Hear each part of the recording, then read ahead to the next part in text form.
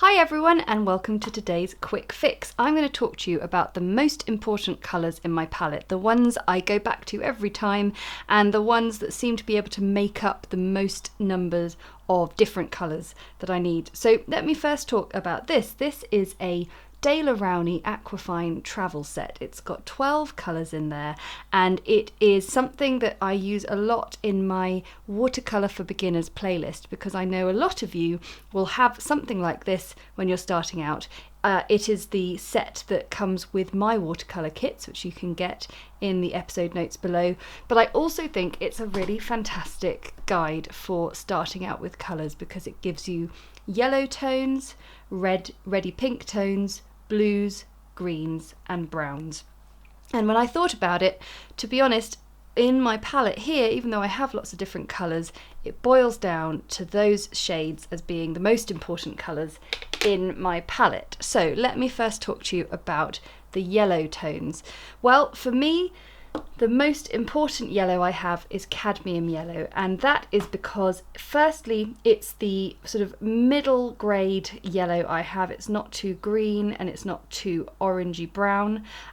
It also, with cadmium in the title, and I talk about this a lot, it's got a slightly more opaque feel to it, meaning it's quite a strong colour. It can stand up to layering on top of other colours. For example, I recently painted this cup and saucer and the cadmium yellow was able to hold its own over the top of the turquoise colour underneath.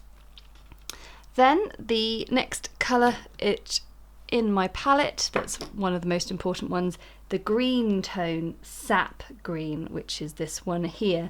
Sap green again is my main green I go to because it sits between some bluey greens like hooker's green and cobalt turquoise, and then some more yellowy tones like a green gold, and of course my yellows over here.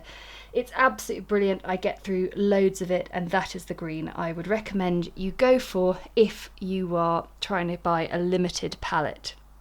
Then when it comes to my pinky tones, Permanent Rose is my absolute favourite. It's this one here. I also have Opera Rose and Alizarin Crimson. Opera Rose is like a fluorescent Barbie pink. Alizarin Crimson is deeper, it's a crimson. Permanent Rose is just the colour I end up going to every single time, and it is fantastic. And then there are only two more colours really that I think you need in your palette if you were really boiling it down to a very limited palette, and that is blue and brown. I bring them in together because one of the really amazing functions they have is when you mix blue and brown, you get an amazing shadow tone, which comes into nearly every one of my tutorials because shadow is what really makes things pop off the page. My most used blue and brown combination is French Ultramarine Blue, this one here. It looks a bit lighter there, but it comes out really deep and rich. And then Burnt Sienna up here, which just gets used so much. Again, they are both they sit somewhere in the middle of the colour spectrum of the blues in my palette. So we've got Prussian blue over here, a bit greeny, cobalt blue, a bit more royal, and Burnt Sienna is just an absolute winner for me. Now, what I would love to tell you is to go and have a look at the colour mixing tutorials in my Watercolour for Beginners playlist, because you will see how not only these colours but all of these colours can be created from mixing, and mixing is such an important part of watercolour, and I honestly think you don't need to have all of these colours. Some people have even more. I've built these all up because it's my day job and I paint every single day for various commissions, and it's fantastic to have them here.